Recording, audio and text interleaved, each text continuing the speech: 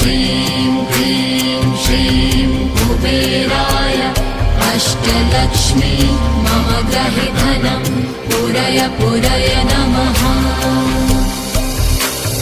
ॐ ह्रीं श्रीं क्लीं श्रीं कुबेराय अष्टलक्ष्मी मम गृहे धनं पूरय पूरय नमः।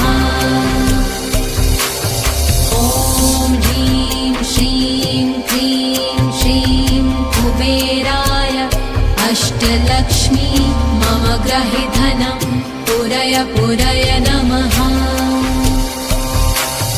ॐ ह्रीं श्रीं क्लीं श्रीं कुबेराय अष्टलक्ष्मी मम गृहे धनं पूरय पूरय